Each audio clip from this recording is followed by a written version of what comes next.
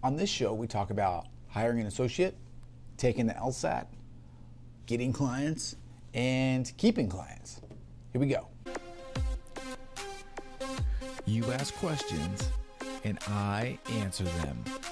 This is the Ask Christopher Small Show. Hello, everybody. This is Christopher Small, and this is episode 11 of the Ask Christopher Small Show. I'm happy that you're here, and I'm excited to get into these questions. You know, I really appreciate everybody sending me questions. I wanted you to keep those coming. Remember, you can go to the Facebook group, facebook.com/theartoflawyering. You can email me, chris@theartoflawyering.com.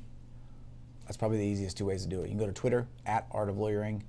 Use hashtag AskChris if you can. That will help me find them. And that's it, all right? So I'm really excited to just dive into these questions today. Not a lot of cool information on the outside. Just ready to get going. So here we go. Adam asks, when should I hire an associate? Adam, okay. You should hire, it depends on what kind of an associate you want, okay, on when you should hire one. And it depends on how you're gonna pay him too, all right, or her, them, okay? So if you wanna hire an associate just to do legal work for you, then you need to make sure that you're making enough money right now to pay for at least you and this associate for like 3 months, all right? The reason is, the idea behind this is gonna be this associate is gonna free up more of your time to go out and get new business. So you're gonna need that 3-month window to pay for the both of you before this new money starts to come in, right? Because you don't wanna get started and then, boom, you have no cash, right? That's the biggest problem with hiring new employees, is the cash flow that it sucks out of your business. Because every 2 weeks you're gonna have to meet payroll. So that's the first kind. If you just want somebody to come in and be a workhorse for you, that's how it's gonna be.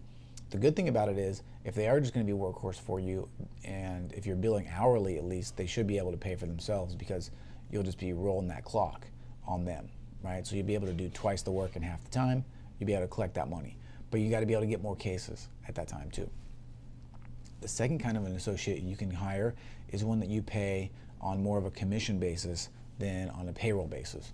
Basically, he brings in a case or she brings in a case, she gets X% of that case, you get the other X%. That's great for you because, again, it takes sort of that, a little bit of the risk out of it. It takes that payroll obligation away from you. There's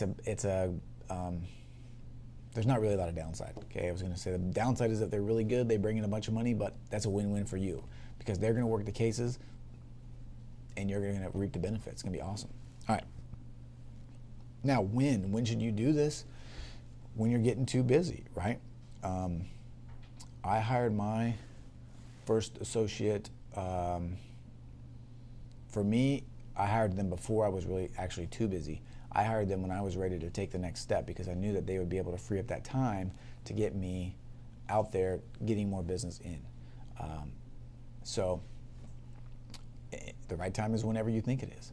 But understand this, it's okay to hire somebody and let them know, like, hey, this is a trial period. If this doesn't work out, I'm gonna have to go back to the old way and do that, right? It's better to take the risk and see if it works than to just wait forever, busting your butt all day, all night to really kind of break even, right? So give it a shot.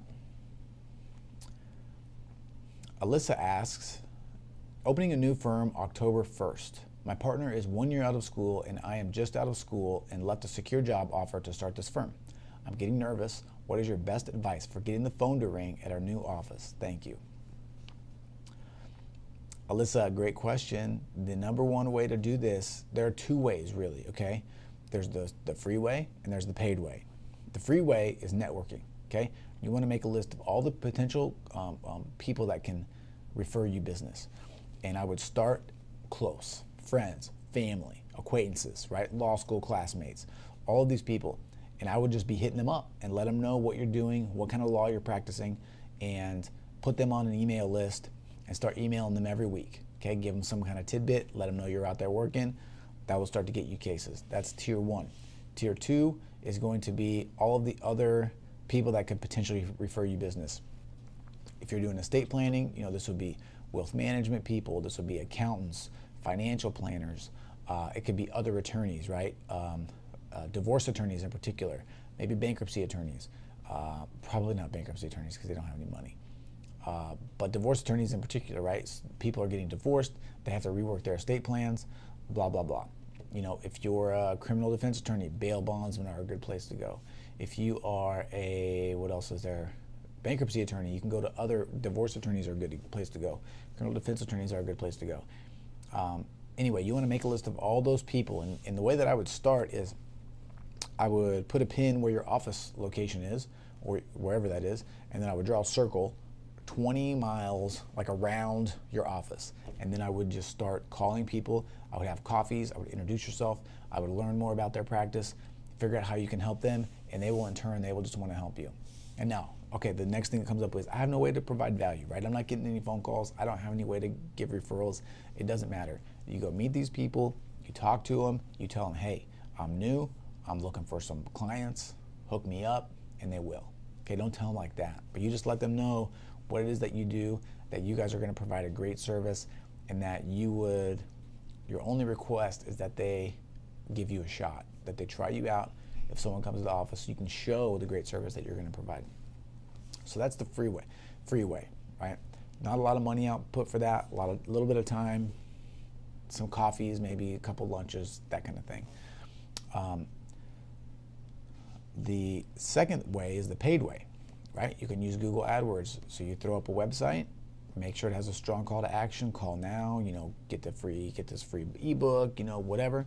And then you start promoting it with Google Ads. So you do the things that you need to do, which is basically pay a little bit of cash to show up high in the search engines for what your potential clients are searching for.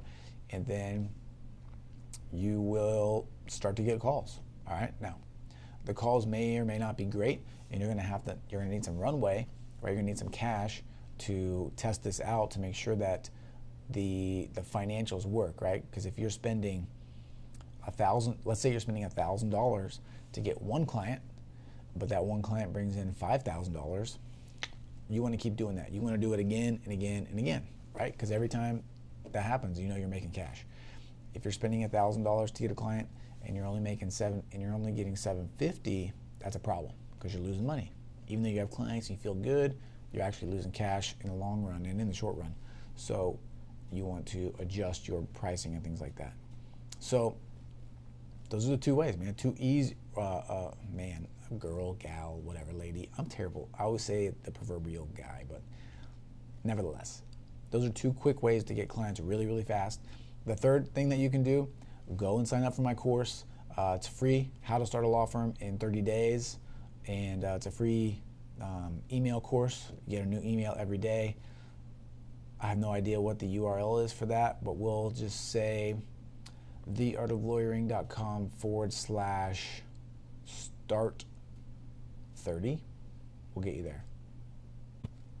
Lindsay asks, I'm 31, taking the LSAT in a few weeks. What's the best way to transition my career into the legal field? Lindsay, great question. Interesting question. I am not sure. This question is difficult to answer because I don't know what career you're in now. I don't know what field you want to go into the legal career. But what I can say is the one thing that you want to make sure that you're doing is continuing to leverage and stay in touch with all of those contacts that you've already made out in the real world to be able to use and leverage those once you get into the legal world. And even if they may not seem like they come together, I think you'll be surprised at the doors that people can open that you already know that you would have never thought that they knew this person or that person, for example. As you transition, into the legal field, you're going to want to continue to build on that network and create that network. At 31, you're not old by any means. You're going to be coming into the field just like somebody that is 25, 26 is. You're going to be able to rely on that experience that you have in the past, and you should definitely do that, because the hardest thing coming out of law school when you graduate is that you know how to research a legal issue, but you don't really know how to be a lawyer yet. And you can utilize and rely on that old experience that you have to demonstrate that you have skills that people are looking for in lawyers, that you already have them right now. Sorry, that your learning curve is slower or lower than everyone else's, basically, okay? Now, as you're taking the LSAT, I want to make sure that you are becoming a lawyer for the right reasons. If it's for money, don't go in. I was having a real interesting conversation with a buddy of mine, Keen, who's been on a couple of the podcasts. I was talking to him the other day, and I told him that I was looking for new podcast guests, and I was wondering if he had anyone he could put me in touch with. And he was looking for successful lawyers here in the Seattle area, and he was kind of frustrated because he really, really wants to provide that value to me. He wants to give that back to me, but he's been striking out a little bit because there just aren't a lot of lawyers making over like $500K a year, and this is in your pocket, right? So if you want to make a lot of money, go start a business. If you're going into law school to start a law firm, then maybe that's a good idea. I could be for that. I could get behind that. But, there's a bunch of other ways that you can change the world other than getting in the legal field. Hope that's not too much of a downer. Sean asks, what are good ways to keep clients coming back? All right, I have a ton of good ways. Way number one, provide good service. And by provide good service, I mean communicate with them, right? Let them know what's going on. Let them know what you're working on. Let them know if things are going good or bad. Doesn't matter. Just communicate, communicate, communicate. 2, put them on your email list. Send them an email newsletter every week, forever. When they're done being your client, continue to send that just forever. Okay, you're going to continue to remind them that who you are, what you did, what you do, and they will come back. They will refer you business. It will continue to come over in spades. Number 3, try to get them involved in your social media game, right? Try to get them follow you on Facebook, follow you on Twitter, whatever it is that you participate in. Try to get them engaged with you there. Again, it's really just keeping them top of mind, because what happens is that you get done with their matter, they forget about you. They may not need you again for a year, and they're getting all of these other messages. Boom, bam, bam, bam. They're just hit with all these other messages all the time, and they forget about you. So the best way that you can get clients to come back is to not let them forget about you.